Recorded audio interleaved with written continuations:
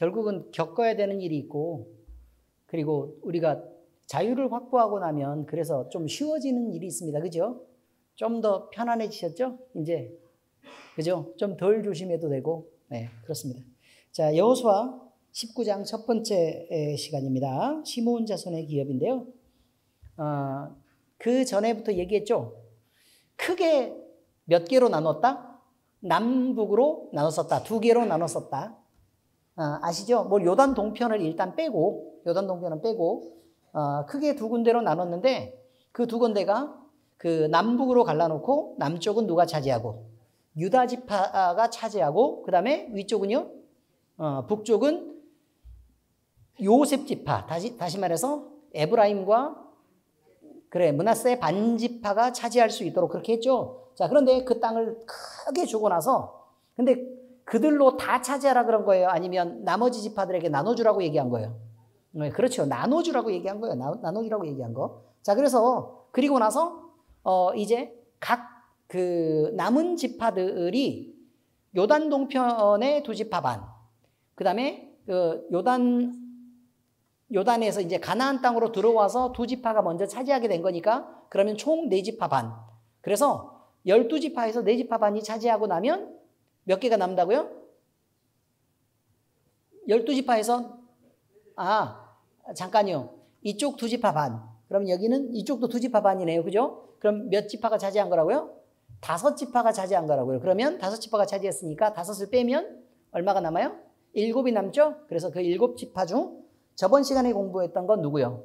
베냐민 지파의 기업을 공부했으니까 이제 6개 지파가 남아있어서 그 각각에 대해서 지금 알아볼 생각입니다. 오늘은 시므온 자손의 기업이라는 제목으로 그 시므온 자손은 그럼 어디를 차지했는가라는 것을 한번 보려고 하는 것입니다. 자, 1절부터 9절까지입니다. 함께 읽겠습니다. 시작. 둘째로 시므온 곧 시므온 자손의 지파를 위하여 그들의 가족대로 제비를 뽑았으니 그들의 기업은 유다 자손의 기업 중에서라. 그들이 받은 기업은 브엘세바 곧 세바와 몰라다와 하살수알과 발라와 에셈과 에돌랏과 부돌과 호르마와 시글락과 벳말가못과 하살수사와 벳르바옷과 사루엔이니 13성읍이요 또 그 마을들이며 또 아인과 림몬과 에델과 아산이니 4성읍이요 또 그 마을들이며 또 네겝의 라마 곧 바알랏 부엘까지 이 성읍들을 둘러있는 모든 마을들이니 이는 시므온 자손의 지파가 그들의 가족대로 받은 기업이라. 시므온 자손의 기업은 이 기업은 유다 자손의 기업 중에서 취하였으니 이는 유다 자손의 분깃이 자기들에게 너무 많음으로 시므온 자손이 자기의 기업을 그들의 기업 중에서 받음이러라. 자, 이렇게 되어 있습니다. 여러분, 이거예요. 너무 많으면 어떤 일이 벌어지느냐 이거죠. 너무 많으면 일단 지킬 수가 없어요. 그죠? 지킬 수가 없어요. 그리고 그 땅을 다 사용하고 활용할 수도 없어요. 그 다음에 또 너무 많으면 멀리 떨어져 있어야 되기 때문에 그들 사이에 교제를 할 수도 없어요. 또 일에 너무 치이면 하나님을 예배할 수도 없어요. 그러니 너무 많은 것은 문제가 되겠죠. 그렇겠죠. 우리도 너무 사회적으로 잘 나가면 일이 너무 많아지겠죠. 안 그래요? 그러면 일이 너무 많아지면 돈도 잘 벌겠죠. 그렇지 않습니까? 돈도 잘 벌겠죠. 문제는 돈도 잘 벌기 때문에 많은 것들을 관리를 하다 보면 돈을 많이 써야 되겠죠. 그렇죠. 돈을 많이 써야 되니까 그러면 돈을 많이 쓰기 위해서는 죄 짓기도 쉽겠죠. 그렇지 않습니까? 그렇습니다. 그 다음에 사람을 관리하다 보면 사람들을 또 많이 만나야 되겠죠. 그럼 바쁘겠죠. 그래서 내 영성 관리를 또 제대로 못할 수도 있겠죠. 의미를 이해하십니까? 네. 그래서 너무 많은 일이 내게 주어지면 내가 인간적으로 세상적으로 인정받고 너무 잘 나가고 있구나 라고 그렇게 생각하지 마시고 적당한 선에서 절제를 하고 또 이것이 하나님의 뜻에 맞게 그 기업의 규모가 유지가 되거나 아니면 만약에 그걸로 하나님의 일을 하기에 부족하면 그것보다 조금 더 큰 것을 꿈꾸거나 아니면 너무 커서 하나님을 예배하기에 또는 신앙을 관리하기에 적당하지 않으면 그 규모가 조금은 줄어드는 것도 괜찮다. 이런 말씀을 드리는 것입니다. 그래서 우리가 늘 그 주의 영광을 위해서 일할 수 있는 그런 정도의 기업이 맞습니다. 자, 술 취하지 말라 이는 방탕한 것이니 너희는 성령의 충만함을 받으라 라는 말씀 기억해요 못해요? 있죠? 그 방탕함이라는 게요. 방탕함이라는 게 그냥 술 먹고 나쁜 친구들 만나서 밖으로 놀러 다니고 또 하나님을 섬기지 않고 그냥 그 세상에 있는 문화들을 즐기려고 그렇게 돌아다니는 것 이런 것만 방탕하다고 얘기하는 게 아니에요. 방탕하다는 것은 하나님이 아니라 세상을 향해서 내가 많은 것들을 벌어들이고 또 그 많은 것들을 한번 누려보고 명성을 떨치고자 그런 것들 때문에 지나치게 내가 거기에 속해 있어서 하나님이 주신 시간을 또 하나님이 주신 인생의 기회를 하나님과 함께 살고 그걸로 채우지 않고 이것을 세상을 향해서 또 내 욕심을 향해서 그런 것들을 허비할 때 방탕하다 이렇게 표현하는 거예요. 그러니까 열심히 일하는 것도 방탕한 것일 수 있다고. 주의하셔야 된다 이 말이에요. 무조건 열심히 일한다고 나는 방탕하게 살지 않았는데 무슨 말도 안 되는 소리냐 라고 얘기하지 말라 이 말이에요. 성경이 얘기하는 방탕함은 그런 데 있다 라는 것입니다. 그러니까 하나님으로 채워지지 않는 그 많은 시간들을 오히려 교회에 와가지고 우리 교회 또 식사가 또 어마무시하게 맛있지 않습니까? 그렇죠? 예. 그리고 어디 딴 데서 볼 수 없는 깊은 사랑과 또 어쩌면 기름이 끓을 때 그렇게 기도도 함께 끓어서 그렇게 요리가 맛있게 되는지를 이해를 못하겠단 말이죠. 함께 다 쏟아부어서 침과 함께 대화를 왜 이렇게 많이 하시는지 모르겠어. 침과 함께 그게 괜찮아요. 다 소독되니까. 다 소독되니까 괜찮긴 한데 아무튼 거기서 이제 함께 그렇게 일을 하면서 우리 이 교회 그 목사님들이 노예를 하고 이렇게 하다 보면 윤태호 목사님이 말씀하시는데 그렇게 얘기를 하는 거예요. 내가 일림교회 담임 목사는 아닌데 교회만 오면 사람들한테 여기저기를 막 소개시켜주고 다닌다는 거죠. 여기는 이렇게 지어줬고 여기는 어떻고 저쩌고 윤태호 목사님 맨날 그러잖아요. 주방에 들어가서 또 우리 권사님들 또 우리 집사님들 일하시는 거 가가지고 먼저 또 인사하고 또 거기서 막 얘기하고 근데 그러면서 사람들이 식사하면서 이제 지금부터가 시작이에요. 식사를 다들 이게 많이 이렇게 떠가는 것 그 양도 본대요. 양도 보고 또 사람들이 막 모여서 이야기하고 있으면 그걸 식사를 하시면서 듣는데요. 그런데 어느 한 사람도 예외 없이 여기 교회는 엄청 맛있네요 음식들이 이러면서 다들 먹는다는 거예요. 그러면 자기가 그냥 뿌듯해가지고 너무 행복하다는 거죠 이제. 그냥 그렇게라는 거예요. 근데 여기서 보세요. 먹고 놀고 우리는 행복하고 즐거워요. 그죠? 그럼 이것이 방탕한 것이냐? 아니라고 얘기해요. 성경은. 이게 성령 안의 교제예요. 이런 것들이. 교회가 있어야 될 것들이에요. 그러니까 먹고 놀지만 방탕하지 않는 게 있고 열심히 죽어라고 일하지만 방탕한 게 있고 이렇다는 거예요. 성경에서. 의미를 이해하시겠죠? 방탕함이란 하나님이 주신 시간과 돈과 여러 가지 배경과 환경과 여러 가지 조건들을 하나님이 아닌 다른 것을 위해 허비하는 것을 방탕하다. 이렇게 말하는 거예요. 이해가 잘 되셨죠, 이제? 네, 그렇습니다. 그리고 우리는 또 이제 죄에 대해서 얘기를 할 때도 마찬가지예요. 어떤 사람들이 이렇게 얘기하는 거죠. 사회적으로 볼 때 이 사람은 어려운 사람도 도와주고 말도 따뜻하게 하고 남한테 해코지도 않고 착하게 엄청 잘 산 사람이 있는 거예요.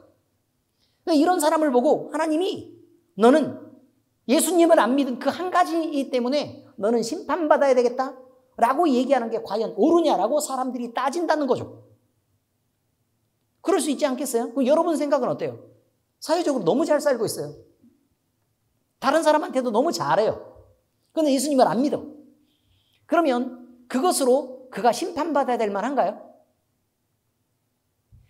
어디서부터 출발한 거냐면요. 자, 성경이 얘기하는 것에서부터 출발점이 같지가 않아서 그런 거예요. 사실은 사람들이 판단하는 도덕적으로 깨끗하다. 아니, 이 사람이 선행을 했다. 이런 것들은 어디 안에 속한 거냐면 출발점이 사람이 있었다라는 것부터 출발하는 거예요. 그래서 사람 사이에서 여러 사람들이 어울리면서 사회 규범을 형성하기도 하고 이것이 사회적으로는 이것이 서로 영향을 주는 이거 덕을 끼치는 일이기 때문에 선한 행동이기 때문에 이런 사람을 칭찬하게 되는 거라 이 말이죠. 자, 그래서 사회적으로 인간이 살아가는 사회 속에서 서로를 위해서 덕이 되는 일을 남을 위해서 더 많은 일을 베푸는 사람들을 그냥 우리는 저 사람 착하다 아니면 덕을 끼치고 선한 사람이다 선한 영향력을 가진 사람이다 이렇게 얘기한다는 거죠. 근데 하나님 입장에서는 뭐부터 출발하는 거냐면요 내가 너희를 만들었는데부터 출발하는 거예요. 내가 너희를 만들었는데 그런데 만든 하나님은 거부하고 자기들이 사는 사회 속에서 그러니까 하나님이 큰 세상이 있는 거죠. 하나님이 만든 큰 세상이 있는데 이 하나님은 부인하는 거예요. 안 믿으려고 밀어내는 거죠. 그리고 나서 여기 안에서 내가 속한 이 작은 사람이 사는 세상 속에서 이 안에서 착하게 행동하고 그 다음에 덕을 끼치고 이렇게 하는 것으로 자기를 만드신 창조주를 거부하는 일이 그를 만든 목적으로 살지 못하고 그를 거부한 일이 하나님으로부터 용서받을 수 있는 일이냐 이 말이에요.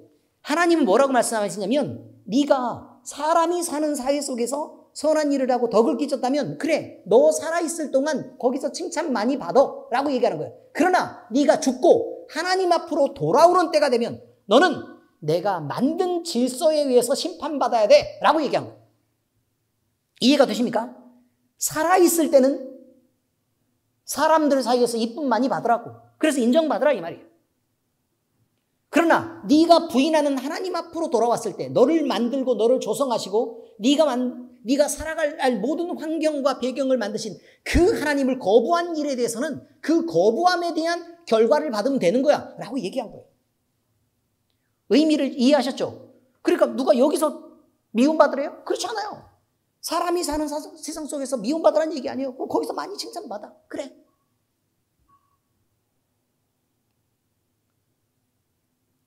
이해가 되시죠? 그렇습니다. 그러니까 질서가 있는 공간이 있고요. 그 공간 속에 차지하는 구성원들이 있는 거예요. 그럼 질서를 부여하고 서로가 합의하고 타협한 상태에서 이루어지는 그 규범과 질서들에 대해서는 그러면 또 그 안에서 그것을 도덕적 선이라고 얘기하는 그 부분에 대해서는 그 안에서 판단되는 것으로 서로 합의한 대로 이야기하기로 하자. 이것까지 부인하진 않겠다 이거죠. 이것까지는 부인하지 않겠다. 그러나 그가 죽고 나면 육신을 번 거잖아요. 그죠? 그러면 영혼이 누구 앞에 이르게 될 때?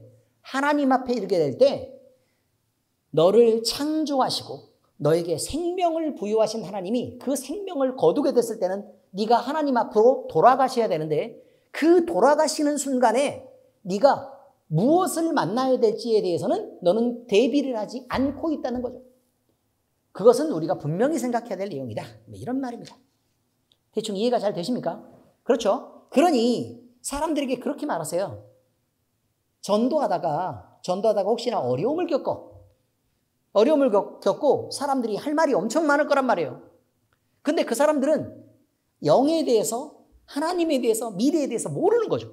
모르기 때문에 무슨 얘기만 한다고요? 이 사회 안에서의 얘기만 하게 될 거라 이 말이에요. 그럼 그 안에서 얼마든지 그렇죠. 선하죠. 그렇죠. 사회 안에서 덕을 끼쳤죠. 그렇죠. 훌륭하신 분이죠. 왜요? 육신을 가진 이 세상이 유지될 때는 그런 분이죠. 이 세상 안에서는 그렇다 이 말이죠.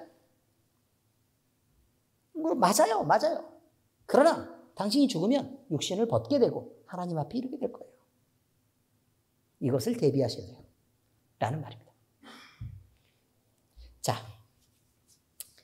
이 얘기는 뭐랑 관계가 있냐면 인간의 구원이나 하나님이 부여하신 질서를 어떻게 이해해야 할까라는 그 범위를 정하는 부분에 있어서 대단히 중요한 거예요. 사람이 범위를 생각하지 않고 그냥 자기가 어느 범위에서 얘기하고 있는지를 몰라요. 그래가지고 이건 이런 거 아니야? 라고 주장하고 있는데 그 범위에 대한 얘기를 하질 않는다고. 예를 들면요. A라는 사람이 B라는 사람을 먹여 살려야 되는 거 아니야? 라고 주장을 하죠. 근데 그거는요. 예를 들어 전도사님이 채원이를 놓고 전도사님이 우리 채원이를 당연히 먹여 살려야 되는 거 아니야? 라고 얘기하면 그건 맞는 얘기지. 그렇지 않습니까? 그런데 느닷없이 가정의 범위를 벗어나요. 그래서 전도사님한테 엉뚱한 여자가 와가지고 나를 먹여 살려야 되는 거 아니야? 그럼 전도사님이 우리 사모님 외에는 이름도 기억하지 않아요.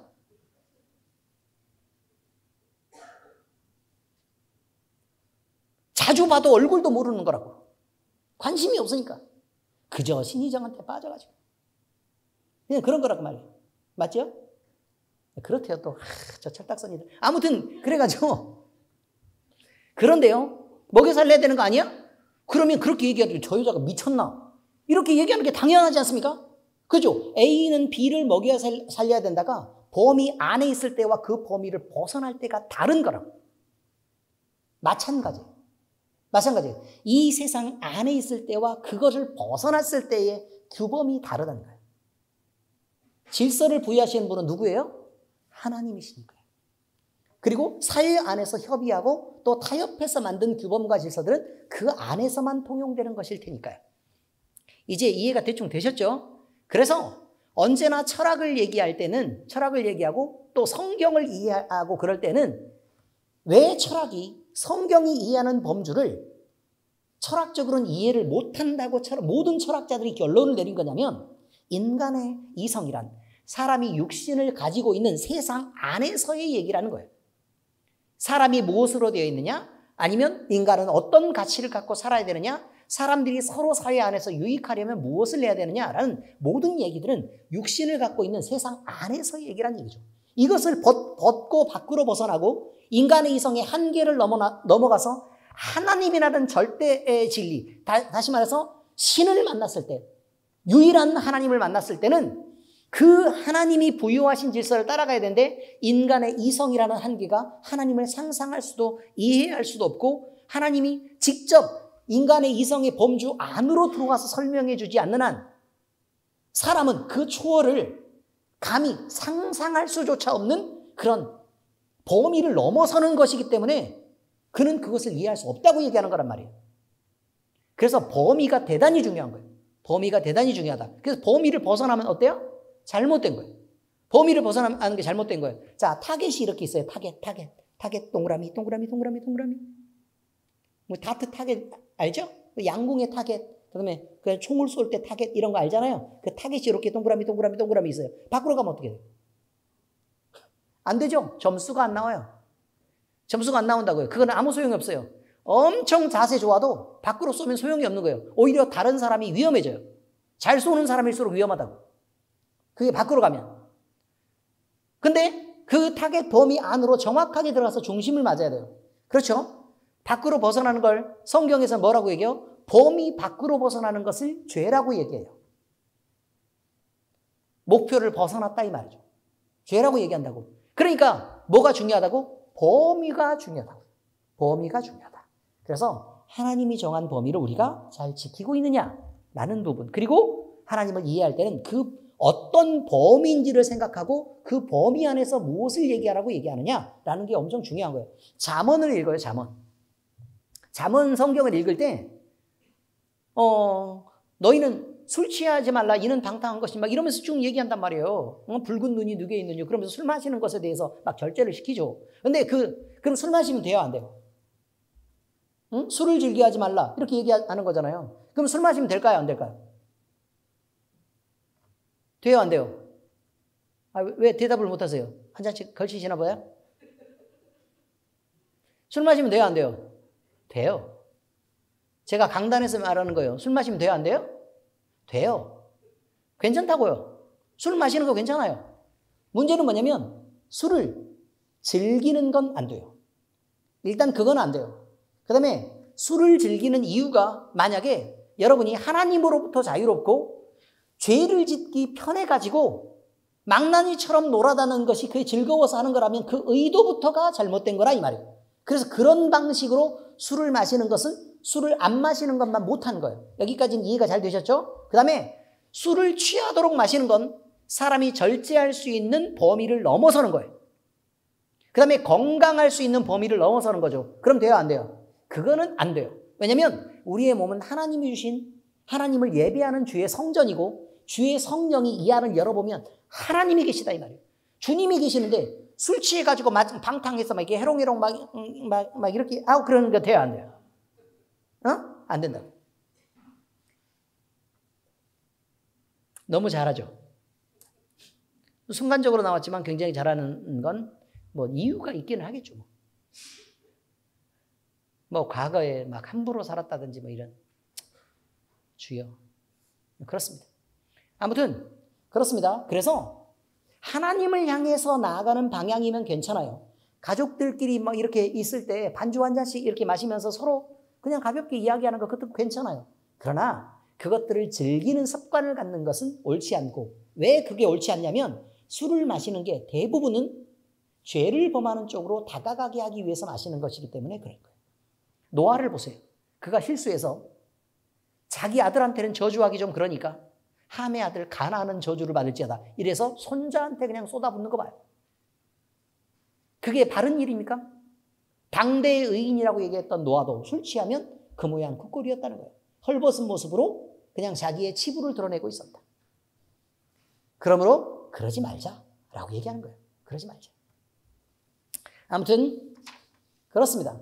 그러니 우리가 술 마시는 것 자체가 죄다라고 얘기하는 것보다 그것을 왜 마시려고 하는지에 대한 의미를 더 중요하게 생각을 해야 되고, 그 다음에 그것을 어느 정도 수준까지 절제하면서 마실 것인가 라는 것도 되게 중요한 거죠. 술을 즐기는 자는 망하기 쉽다라고 잠언에 끊임없이 나와요. 술을 즐기는 자는 망하기 쉽다. 그런데 재산으로만 날려서 망하기 쉬운 것이냐? 그게 아니고 실수를 하고 죄를 짓고 이렇게 해서 세상적으로도 다치기가 쉽고 그리고 그 영혼도 망하기가 쉽다. 그러니 그런 것들을 멀리하는 게 오히려 술을 안 마시는 게 더 좋겠다 라고 얘기해서 한국 기독교인들은 그것들을 되도록 술을 안 마시는 방향으로, 그리고 그 돈을 아껴서 나라가 빚이 이렇게 많은데 우리 나라의 빚을 갚자. 그래서 국채보상운동으로 그 돈을 모아가지고 내기 위해서 일부러 술을 안 마신 거예요. 기독교인들부터 먼저 모범이 돼서.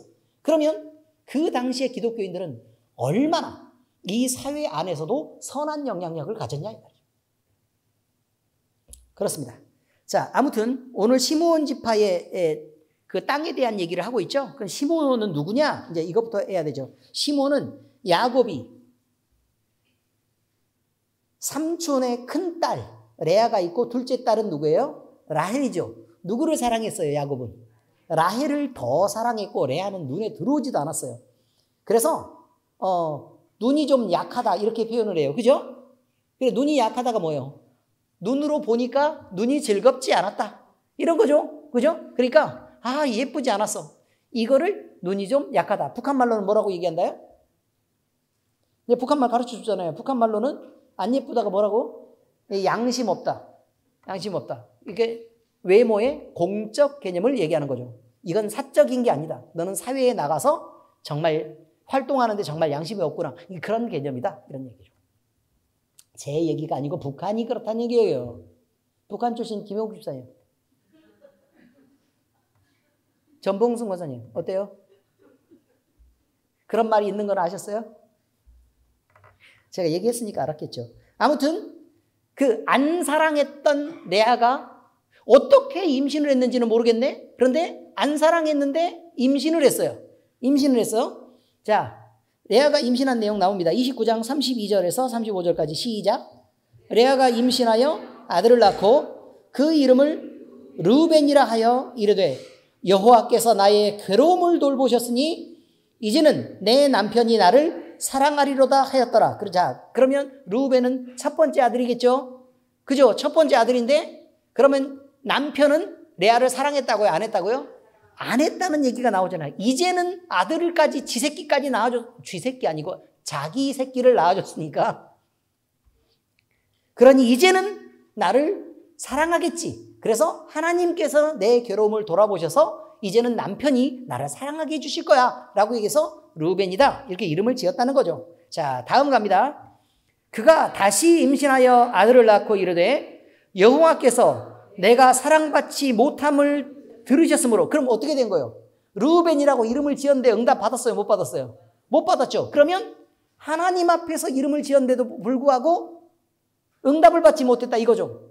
그죠? 그러니까 르우벤이라는 이름은 하나님의 뜻대로 지은 이름이다. 그렇지는 않다. 그렇지는 않다 이 말이에요. 이게 자기 소원을 얘기한 거라 이 말이에요. 소원을 말해봐. 그거. 이해되셨어요? 네, 그렇습니다. 자, 들으셨으므로 다음 계속 있습니다. 시작.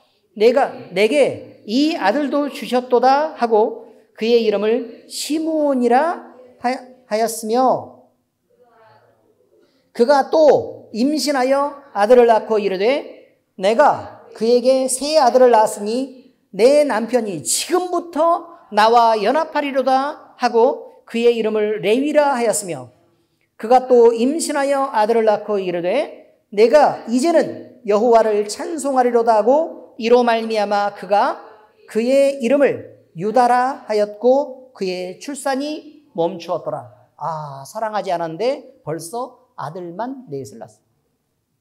사랑하지 않았는데 그냥 그랬었단 얘기입니다. 네, 그랬었다. 그런데 이름을 이렇게 지었는데 자기의 소원대로 그냥 이름을 지은 거잖아요. 그죠? 근데 이 이름은 하나님 앞에 쓰여요. 하나님 앞에 쓰인다고요. 자, 그러면 그저 처음에 르우벤은 남편이 나를 사랑하리로다. 그렇게 자기중심적으로 그냥 그저 사랑을 요구했던 르우벤은 사실은 장자였음에도 불구하고 아버지의 아버지의 침상에 오르죠. 그래서 문제가 그냥 사랑만 요구하다 보니까 분별이 없었다는 거예요. 분별이 없었다. 자, 그 다음에 결국은 문제가 생긴 거죠. 그 다음에 시므온은 어때요? 시므온의 뜻은 뭐라고 얘기했어요? 내게 사랑받지 못해서 이 아들도 주셨다. 그래서 이것으로 특별한 영광을 받아요? 못 받아요? 못 받죠. 그래서 하나님도 이 지파를 중요하게 사용하지 않을 것이다라는 것들이 대부분 쓰여요. 자, 이렇게. 자, 다시 임신해서 아들을 낳았는데 지금부터 내 남편이 나와 연합하리로다. 이게 연합한다는 의미가 있어요. 그런데 레위 지파는 어디에 쓰여요? 하나님과의 사람과 하나님의 연합에 쓰여요. 연합에 쓰여요. 자, 그 다음 갑니다. 그래서 제사장 지파가 되고, 그 다음에는 내가 이제는 여호와를 찬송하리로다. 이렇게 됐죠? 그러니까 유다가 가장 강성한 지파가 돼서 하나님을 찬양하고 그를 섬기는 지파가 되었다. 이렇게 된다 이 말이에요. 재밌죠? 네, 그렇습니다. 자, 아버지 야곱이요, 가나안에 이제 정착합니다. 그리고 기근으로 인해서요, 쫄쫄 굶고 있어요. 그런데 기근으로 인해서 쫄쫄 굶을 때는 이미 누구를 판 후에예요, 형제들이. 그러니까 요셉을 애굽에다가 그냥 인신매매하는 사람들에게 팔아넘긴 후죠. 그래서 요셉이 그 땅에 들어가서 이제 고생을 하고 이제 정착을 한 상태에서 기근으로 인해서 애굽의 양식을 구하러 간다. 자, 이 정도가 됐다면 이미 요셉은 꿈을 꾸고 거기에 꿈을 해석해서 요셉은 꿈을 해석해서 총리 대신이 돼 있죠. 그래서 이제 네가 이것을 맡아서 그곳에 곡식이 풍성할 때, 그 다음에 곡식이 그 뒤에 그 기근이 있을 때를 대비해서 네가 총리를 해라라고 해서 지금 그렇게 총리로 있는 상태에서 기근이 시작됐고, 기근이 시작되자마자 이스라엘의 가족들이, 야곱의 가족들이 애굽으로 바로 간 건 아닐 거 아니에요. 고생을 좀 하다가 먹을 게 없으니까 갈 거 아닙니까? 그죠? 그러니까 그러면 총리 대신을 조금 한참 하고 있을 때에 그때 간 거라 이 말이에요. 그때 간 거다. 자, 그런데 요셉은 시므온에 대한 얘기가 나오는데 그때 총리 대신 하고 있던 요셉이 시므온을 인질로 잡고 베냐민을, 네 막내를 데리고 와라 라고 얘기를 했다는 거죠. 그죠? 근데 베냐민을 데리고 오라는 이유가 뭐예요? 그렇죠. 내 동생이니까요. 내 엄마에게서 나온 내 동생이니까요. 아버지는 같지만 다른 형제들은 나를 팔아치운 다른 엄마에게서 낳았고 그 다음에 종에게서 낳은 자식들이 있는데 유일하게 내 동생이 누구니까? 베냐민이니까 걔를 너무 보고 싶은 거죠. 걔를 너무 보고 싶은 거. 자, 그래가지고요. 이것은 코로나 때문에 그런 게 아니고요. 이 기침은 지금 잠깐 제가 침을 삼키다가 어려움을 겪었다 이렇게 알아주시면 되겠습니다.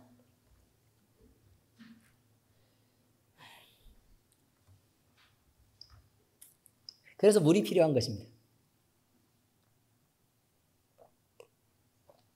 자, 창세기 42장 20절과 24절 읽어보겠습니다. 시작.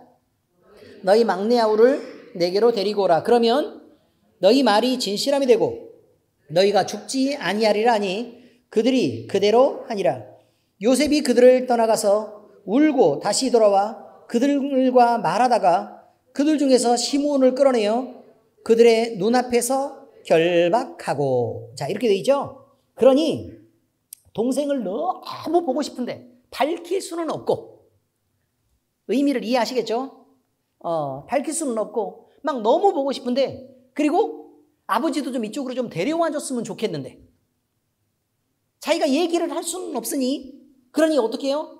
작전을 써가지고 이렇게 억울한 누명을 씌우는 거죠. 억울한 누명을 씌우는 거예요. 그래서 그 방법으로, 그러면 요셉이 진짜 나빴네, 어떻게 이렇게 누명을 씌울까? 근데 그 누명을 씌운, 그렇게 사람들은 정죄할 수 있지만 근데 그런 내용이 아니잖아요. 내용 자체가 그냥 데리고 오라고 얘기하는 거잖아요. 데리고 오라고 얘기하는 거니까. 만약에 총리 대신이면 아버지가 뭐라고 얘기하겠어요? 총리 대신이면, 아니 양식을 총리쯤 됐으면 양식을 몽땅 줘가지고 거기서 먹고 살게 하면 되지 뭐하러 오라 그러냐 라고 얘기할 수도 있잖아요. 그죠? 그런데 하나님의 계획은 그것이 아니었기 때문에 요셉이 지금 이렇게 행동하고 있는 것이다. 그거예요. 하나님의 계획은 뭐예요? 애굽 땅에 들어가서 큰 민족을 이루게 하려고 하는 거죠. 그래서 고센 땅, 그 기름진 땅의 나일강의 하구, 나일강의 하구면 남쪽일까요? 북쪽일까요? 우리는 남쪽이면 언제나 아래쪽인 줄 알죠? 우리는 북반구에 살고 있으니까 남쪽이 아래쪽인 거예요. 아시겠어요? 근데 아프리카 대륙이잖아요. 거기는 아프리카 대륙이니까 아래로 내려가면 극지방으로 가고 있는 거예요. 아시겠어요? 그러니까 아프리카 대륙은 어디로 가야 돼요? 북쪽으로 가야 남쪽으로 내려가는 거예요. 아니, 북쪽으로 가야 아래쪽으로 내려가는 거예요. 그리고 나일강이 흐르는 방향이 북쪽에서 남쪽으로 이렇게 쭉 길게 뭐라고 얘기하고 있죠? 남쪽에서 북쪽으로 흐르는 게 위에서 아래로 흐르는 거예요. 네, 대충 이해가 되셨죠? 자, 이렇습니다. 그래서 이후에 야곱 가족이 이제 애굽에서 이제 이주를 합니다. 그런데 이때 또 시므온에 대한 얘기가 나오는데, 시므온은 6 아들들과 함께 이주해서 그 다음에 어디에 자리를 잡는다고요? 아버지와 함께 고센 땅에서 자리를 잡고 이제 하나님의 계획대로 큰 민족을 이루어 가게 된다, 이런 거죠. 이렇게 해서 그는 시므온 지파의 조상이 되었다, 이런 말입니다. 그래서 지금 얘기하는 거는 시므온 지파가 이랬었다라는 말을 하고 있는 것입니다. 그런데 야곱은요, 임종시에 시므온에 대한 축복을 통해서 그의 미래에 대해서 얘기하는데 그게 반가운 미래가 아니고요, 비극적인 미래를 예언합니다. 자, 그런데 왜 그렇게 예언을 했을까? 시므온이 인생을 살면서 했던 행동들을 보면서 너 행동 거지가 이러이러하니 너는 이렇게밖에 안 돼. 네 자식들도 네 행동이 이렇다면 네 자식들은 네 행동을 본받아서 이렇게 살 거고 그래서 이런 벌을 받게 될 거야 라는 얘기를 하게 되는 거예요. 그러니까 우리가 인생을 한 번 사는 것처럼 보이지만 우리가 쭉 살아가야 될 우리의 후손들은 내가 처신하는 것에 따라서 복을 받기도 하고 내가 처신하는 것에 따라서 화를 입기도 하는 거예요. 그런 것들을 우리는 늘 생각해야 된다고. 근데 지금 야곱이 예언한 내용을 보면요, 야곱이 예언한 내용을 보면 그냥 그렇습니다. 자기 마음대로 예언을 했을까? 그게 아니죠. 그게 아니죠. 하나님의 뜻이 야곱에게 임한 거고 그 감동에 의해서 그가 예언을 한 걸 거 아닙니까? 그렇죠. 자기 마음대로. 보통 사람들 죽을 때 어떻게 해요? 나 너무 아프다. 응? 그럼 늙고 내가 너무 힘이 없어서 죽겠는데 물을 한 잔 다오 이러다가 내가 유언을 해야 되는데, 응? 큰 놈을 어떻게 하고 둘째 이러다가 죽으니까 문제가 생기는 거 아니에요. 셋째, 넷째, 다섯째까지 다 있는데 유언을 마지막까지 끝내지 않으니까. 그러니까 응? 민사 변호사님들이 저렇게 먹고 사는 거 아닙니까?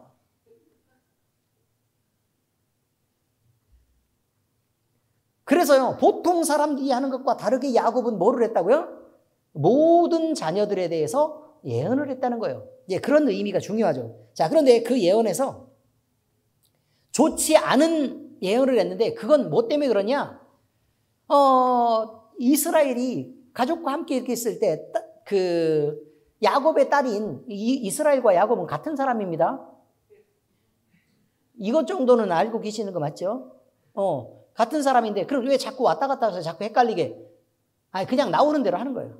나오는 대로. 그런데 그의 가족들과 함께 이주를 하고 있었을 때 당시에 세겜성을 가잖아요. 그죠? 세겜성을 가는데 하몰의 아들 세겜이라는 아들이 있었는데 문제는 뭐냐면 거기에서 디나가 그 안에 들어갔다가 강간을 당하는 사건이 생기는 거죠. 그죠? 야곱의 딸이 강간을 당했는데 그런데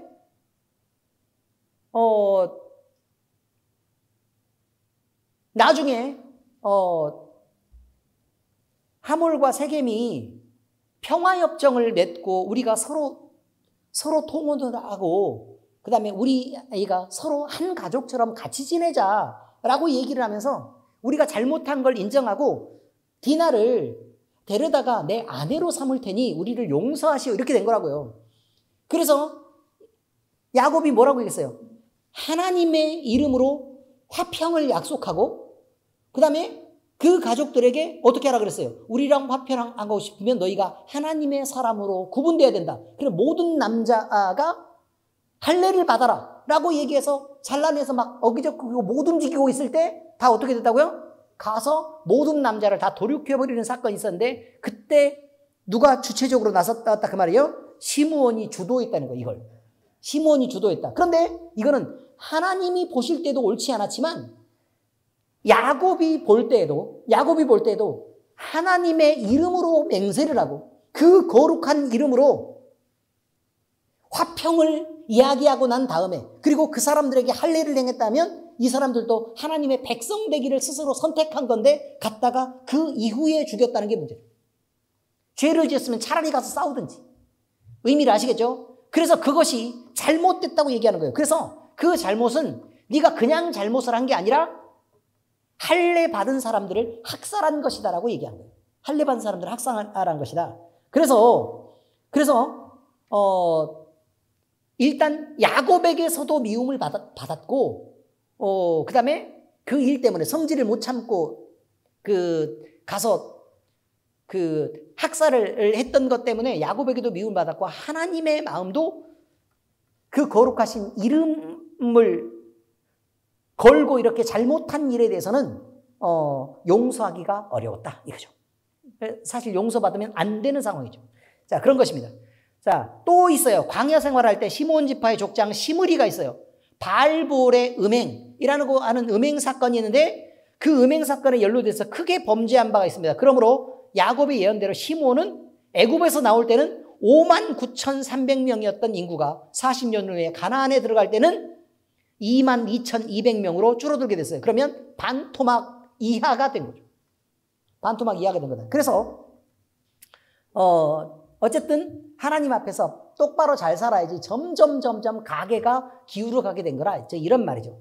또 가나안 정복 전쟁에서 원주민들이 심한 저항을 합니다. 거기에 부딪혀서 어려움을 당하기도 했고요. 팔레스타인 중앙부를 기업으로 받았어요. 그런데 지키지 못하고 남부 초원지대로 밀려났다가 마침내 유다 지파에게 흡수되고 맙니다. 원래 유다 지파의 땅을 받았는데 이 사람들이 여기저기 흩어져 가지고요. 뭐 싸우고 뭐 어쩌고 막 이렇게 하고 막 덤비고 이렇게 하다가 숫자가 몇 명이 줄고 뭐 어떻게 되고 막 이렇게 하더니 흐지부지 막 이렇게 해가지고 유다 지파 범위는 그대로 있는데 시므온 지파는 흔적이 막 희미해진 거예요. 막 이렇게 뭉개져가지고. 무슨 말인지 아시죠? 사비연필로 그림 사이에다가 금을 이렇게 그어가지고 이렇게 휴지를 갖다가 이렇게 문지르면 다 사라지죠. 그것처럼 그렇게 된 거라 이 말. 그래서 그냥 흡수되어서요. 이도저도 아닌 것이 되고 말았어요. 자, 여호수아 19장 1절 읽어보겠습니다. 시작.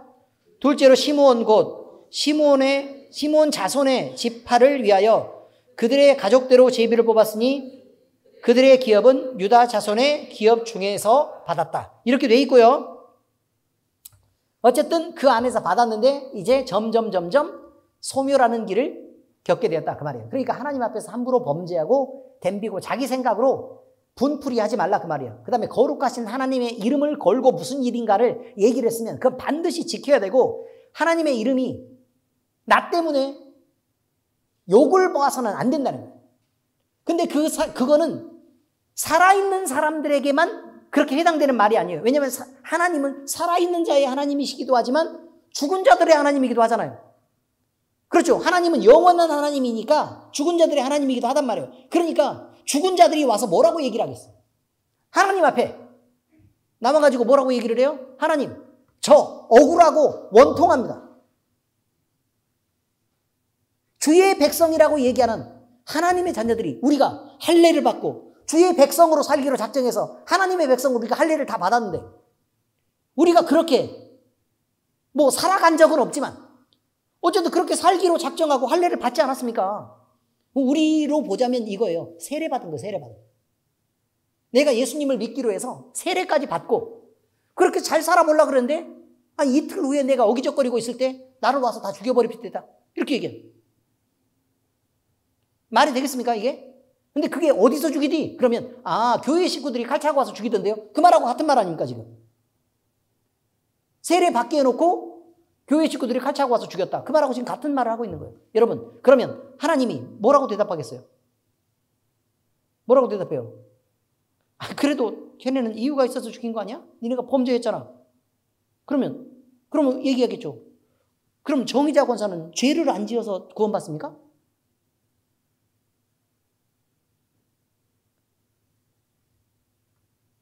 죄 지은 거 아시잖아요, 하나님도. 티나 강간한 사건 이해는 합니다. 그렇지만 우리가 다 회개하고 잘못을 고백했고 그리고 화평하기로 했고 그들도 받기로 하지 않았습니까? 하나님의 이름으로. 그렇지 않습니까? 근데 왜 죽입니까? 그럼 다른 사람들도 그렇게 자기 죄를 고백하고 잘못했다고 용서를 구하고 화평하기로 작정하고 함께 주의 백성으로 살기로 그렇게 하면 하나님 구원 못 받습니까? 라고 말하면 뭐라고 대답해야 돼요? 이제 하나님 그러니까 애초에 하나님은 그러지 않았다는 거예요. 하나님의 공의는 그런 식으로 이스라엘의 편을 들지 시므온의 편을 들지 않았다는 거예요. 아시겠습니까? 무슨 말인지? 그렇습니다. 아무튼 역사적으로 시므온 지파는 어떻게 됐냐? 히스기야 시대 그 후손의 일부가 마온 지역에서 정착한 것으로 그냥 이게 조금 기록에 잠깐 나타나고 그냥 마온 지역에 조금 있었다. 이게 끝이에요, 그게. 그래서 그냥 요즘 전혀 구분이 되어 있지 않습니다. 자, 그런데요, 이제 그 지파가 그렇게 사라졌는데 마지막 예언에 대해서 나와요. 마지막 예언에 대해서 에스겔 선지자와 사도 요한은 저주 속에 있던 시므온 지파라도 종말에는 결국 회복될 것을 말하고 있는데 그러면 이것입니다. 자, 에스겔 48장 21절 35절 자, 읽어보겠습니다. 시작. 거룩하게 구별할 땅과 성읍의 기지 좌우편에 남은 땅은 군주에게 돌릴지니 그리고 왕에게 돌려야 한다 이거죠. 갑니다. 계속. 곧 거룩하게 구별할 땅의 동쪽을 향한 그 경계선 앞 25,000척과 서쪽을 향한 그 경계선 앞 25,000척이라. 다른 목들과 연접한 땅이니 이것을 군주에게 돌릴 것이며 거룩하게 구별할 땅과 성전의 성소가 그 중앙에 있으리라. 땡땡땡땡 이렇게 하고 각 지파에 대해서 쫙 나와요. 모든 지파가 다 나오는데 그 지파에 그 다음에 뭐라고 나오냐면 읽어보세요. 시작. 베냐민 경계선 다음으로 동쪽에서 서쪽까지는 시므온의 몫이다 라고 나온단 말이에요. 그러니까 시므온이 성전 주변에서 회복될 것을 얘기하고 있다 이 말이에요. 그러니까 이스라엘 12지파가 온전히 회복될 것을 말하고 있는 거예요. 온전히 회복될 것. 자, 그 다음에 계속 읽겠습니다. 그 성읍의 출입구는 이러하니라. 북쪽의 너비가 4,500척이라. 그 성읍의 문들은 이스라엘 지파들의 이름을 따를 것인데 북쪽으로 문이 3개가 난 거예요. 하나는 르우벤의 문이요, 하나는 유다의 문이요, 하나는 레위의 문이며. 자, 그 다음으로 자, 계속합니다. 시작. 동쪽의 너비는 4,500척이니 또한 문이 셋이라. 하나는 요셉의 문이요, 하나는 베냐민의 문이요, 하나는 단 문이며 남쪽의 너비는 4,500척이니 또한 문이 셋이라. 하나는 시므온 문이요. 나와요, 안 나와요? 나오죠? 하나는 이사갈 문이요, 하나는 스불론 문이며 서쪽에도 4,500척이니 또한 문이 셋이라. 하나는 갓 문이요, 하나는 아셀 문이요, 하나는 납달리 문이며 그 사방의 합계는 18,000척이라. 그날 후로는 그 성읍의 이름을 여호와 삼마라 하리라. 보세요. 이게 무슨 말이냐면 이게 회복될 성전에 대해서 얘기하고 있는데 그게 무슨 말이냐면 이제 이스라엘 지파라고 부르는 12지파가 회복이 될 거라는 거예요. 누구를 중심으로? 성전을 중심으로 해서 동서남북으로 다 세 개의 문이 있는데 우리가 지금 알고 있는 그냥 성전보다는 어마어마하게 커진 성전이다 이 말이에요. 어마어마하게 커진 성전. 그러니까 더 거대한 성전이 만들어지도록 하나님은 그걸 회복하게 하실 텐데 그 각각이 12지파가 3개에서 3, 4, 12 온전히 회복돼서 그 문이 될 것이다 이런 말이에요. 의미를 이해하셨죠? 그래서 거기에 대해서 계시록에 나와 있는데 자, 계시록 4절과 7장 4절과 7절 중간까지만 읽으면 자, 시작. 내가 인침을 받은 자의 수를 들으니 이스라엘 자손의 각 지파 중에서 인침을 받은 자들이 14만 4천이다. 그 14만 4천 아시죠? 14만 4천이 무슨 말이에요? 완전한 수. 그러니까 완전히 예수님을 믿는 자들은 온전히 구원을 받게 될 것인데 그런데 위의 내용을 보니까 그 문을 통해 이스라엘의 12지파의 문을 통해 그들이 들어올 자들이라 이 말이죠. 그런데 그 중에 남쪽으로 난 시므온의 문을 통해서 들어오는 이 시므온 지파 중에 몇 명이 들어온다고요? 1만 2천 명이 들어오게 된다. 이런 말이죠. 대충 이해는 하셨죠? 그래서 야곱은 시므온 지파를 그가 세상에서 행동했던 것들 때문에 치욕 아래에 두게 되었지만 그러나 이것도 레아의 어린 두 아들과 여종에게서 태어난 세 아들보다는 앞세웠다라고 말합니다. 그러니까 무슨 말이냐면 레아가 난 두 아들이 더 있고 그 다음에 여종에게서 난 아들도 또 있다 이 말이에요. 세 아들이 또 있죠. 그래서 지파가 됐다 이 말이죠. 그런데 그들보다는 더 중요하게 두었다는 거죠. 그리고 시므온 지파에서는 단 한 사람의 유명한 인물이나 사사도 또 예언자도 나온 일이 없을 만큼 철저하게 세상에서 외면을 당하고 있었지만 그러나 하나님이 구원하실 때만큼은 그들을 특별히 구분하지 않고 똑같이 구원에 참여하게 하셨다. 이제 이렇게 얘기하는 거예요.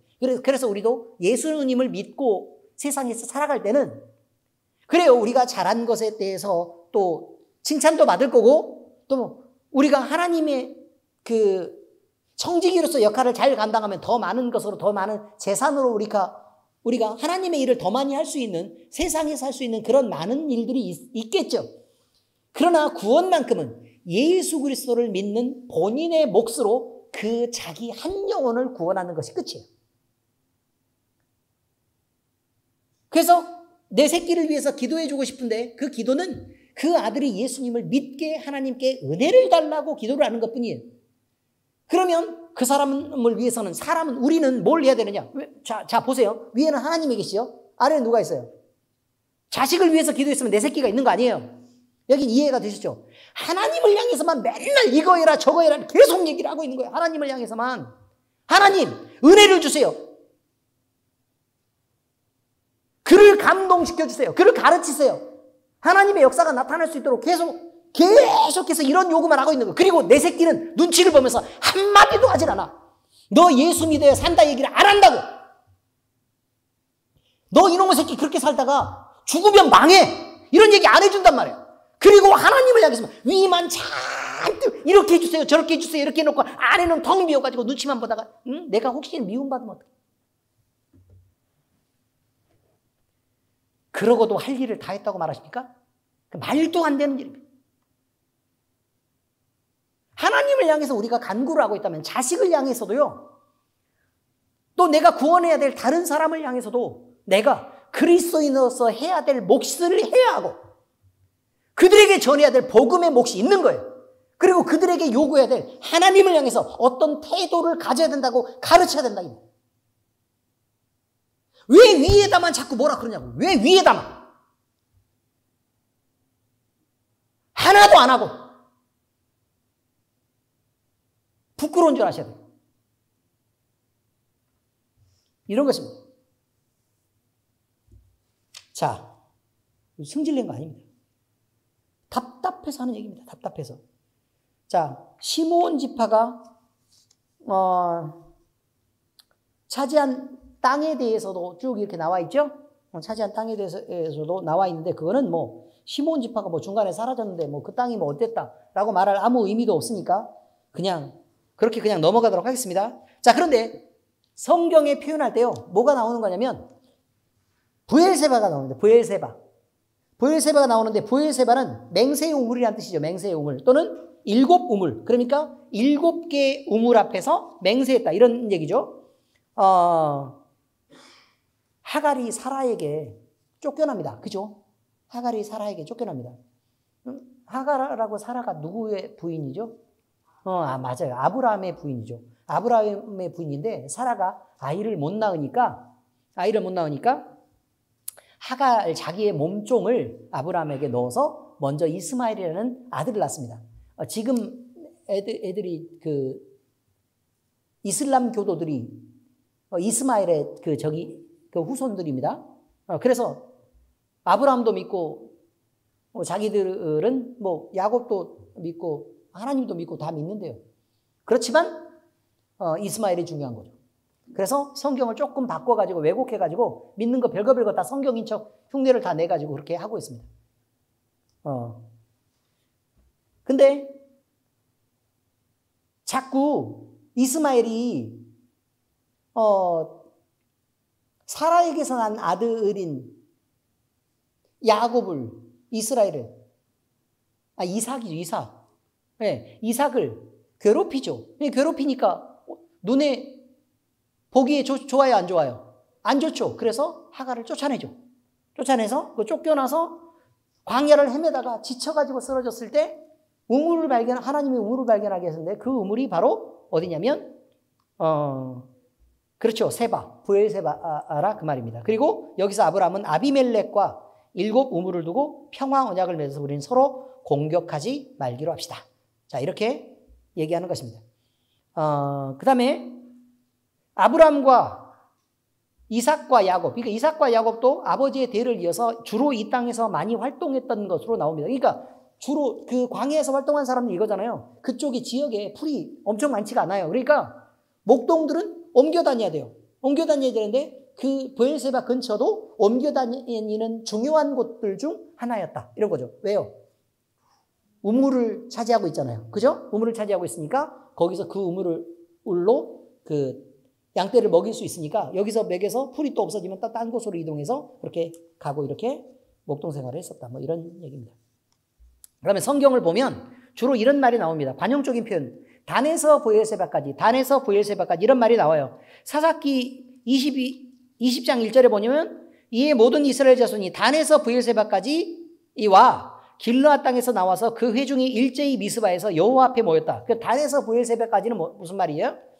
그렇죠. 가나안 땅 전체를 말하는 말이다 이거죠. 사무엘상 3장 20절 단에서 브엘세바까지의 온 이스라엘이 사무엘은 여호와의 선지자로 세우심을 입은 줄 알았더라. 그러니까 가나안 땅에 있는 모든 백성들이 라는 뜻입니다. 모든 백성들이 사무엘이 하나님의 선지자인 것을 알았다. 이거죠. 열왕기상 4장 25절 솔로몬이 사는 동안에 유다와 이스라엘이 단에서부터 브엘세바까지 이르기까지 각기 포도나무 아래와 무화과 나무 아래에서 평안히 살았더라. 무슨 말이에요? 과일나무를 심고 그들이 평화롭게 온 이스라엘이 잘 살았다라는 말을 할 때 단에서 브엘세바까지라고 쓴다 이 말이죠. 자, 그런데 성경에 보면 브엘세바가 나오기는 나오는데 게바에서 브엘세바까지라는 말이 나옵니다. 게바에서 브엘세바까지. 이거는요, 남왕국, 남유다를 가리키는 말입니다. 남유다. 그러니까 온 이스라엘이 아니라 남유다만 가리키는 말로 유다의 전 영토를 지칭하는 말인데 열왕기하 23장 8절 또 유다 각 성읍에서 모든 제사장을 불러오고 또 제사장이 분향하던 산당을 게바에서 브엘세바까지 더럽게 하고 또 성문의 산당들을 헐어버렸으니 이 산당들은 그 성읍의 지도자 여호수아의 대문어기 곧 성문 왼쪽에 있었더라. 그러니까 이게 아마 요시야 왕 때 얘기일 텐데 그 성전을 정화했는데 남유다에서 성전 정화하는 사건을 얘기할 때 남유다 전체에서 그렇게 그 산당을 헐어버리고 일단 신앙의 회복 운동을 했었다. 뭐 이런 말을 하고 있는 것입니다. 자, 우리는 여기서요. 결국 우리는 시므온 자손의 기업을 보면서 뭘 깨달아야 되느냐? 하나님의 이름이 얼마나 무거운가라는 것입니다. 시므온을 보면서는 특히 그걸 느껴야 돼요. 하나님의 이름은 얼마나 무거운가. 그 다음에 죄를 짓는 것은 얼마나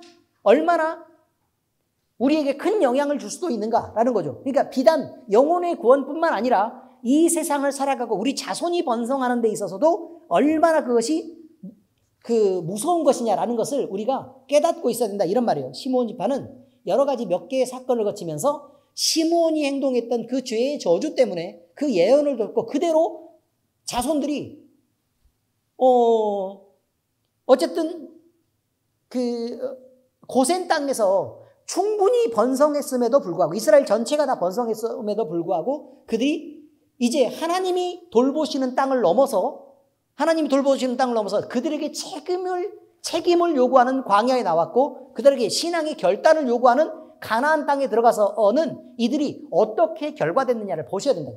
하나님이 이끌어 가시는 그의 시간을 만났을 때는 우리는 즐겁고 행복할 거예요. 그래서 엄청 신앙적인 것처럼 보이고 우리가 엄청 부흥하는 것처럼 보이죠. 그러나 각 사람마다요, 신앙을 요구하고 살아가는 그 결단하는 삶이 다를 수 있어요.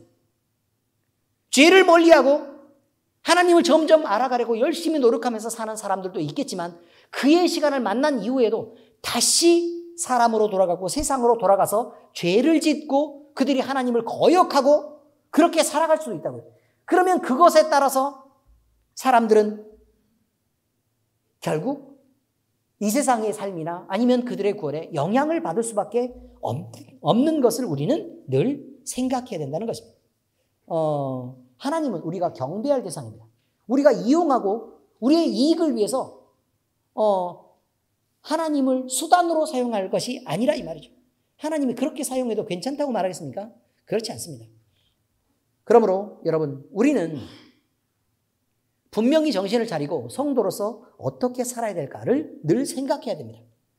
그래서 한 개인의 운명을 결정하기도 하고, 시므온의 행동을 보니까 한 지파의 운명을 결정하기도 하고, 그 다음에 다윗과 솔로몬의 사건을 보면서 그들의 나라가 갈라지고 또 그들이 영원히 우상을 숭배하는 곳에서 어쩔 수 없이 그렇게 살아갈 수밖에 없는 그런 상황으로 만들어지기도 한다는 것입니다. 그러므로 우리는 그 무거움들을, 내 행동을 잠깐 할 때 있었던 그 행동의 무거움도 알아야 되고, 내가 말하는 것이 하나님 앞에서 내가 말하는 것이 어떤 말인가에 대해서도 우리는 그 무거움들을 늘 생각해야 된다는 것입니다.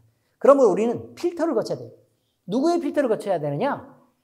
예수 그리스도 또는 하나님의 필터를 거쳐야 돼요. 그래서 앞에다가 필터를 만들어 놓고 우리의 말이 이렇게 나가면 이 필터에 걸러져서 나갈 수 있도록 이것을 함께 수용해서 우리의 입에 달아야 돼요. 그래야 돼요. 그래서 생각 없이 그냥 말을 툭 뱉을 게 아니라 그냥 말이 나오려고 할 때 필터를 거쳐서 하지 말아야 될 것은 막아야 된다고.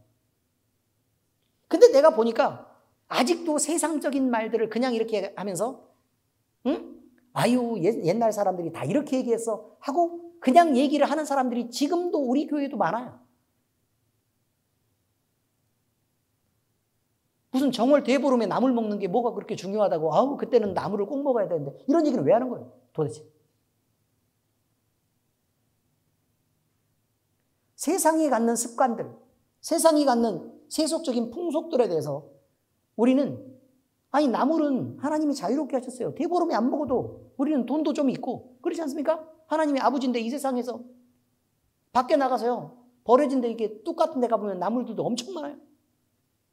우리 시골에 있으니까 이런 말 할 수 있다 이렇게 이게 유튜브 듣는 사람들이 눈치채면 어떡하죠?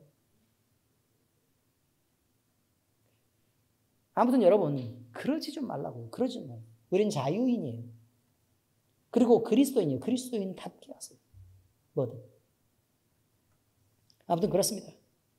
그래서 온갖 더러운 데서 자신을 깨끗하게 할 줄 알아야 된다. 그리고 절제할 줄 알아야 된다는 걸 잊지 마시기 바랍니다. 고린도후서 7장 1절 함께 읽겠습니다. 시작. 그런즉 사랑하는 자들아, 이 약속을 가진 우리는 하나님을 두려워하는 가운데서 거룩함을 온전히 이루어 육과 영의 온갖 더러운 것에서 자신을 깨끗하게 하자라고 말합니다. 여러분, 단호하게 악한 것은 그 모양이라도 버리는 결단으로 자기를 지켜내야 되는 것입니다. 데살로니가전서 5장 22절 시작. 악은 어떤 모양이라도 버리라. 결국 우리에게서 버려야 될 걸 버리지 않고 끝까지 아무 생각 없이 말하고 또 아무 생각 없이 행동하는 것을 분명히 경고하는데 그러시면 안 됩니다. 기도하겠습니다. 하나님 아버지, 우리는 시므온 지파의 땅을 분배를 받고 또 그 지파가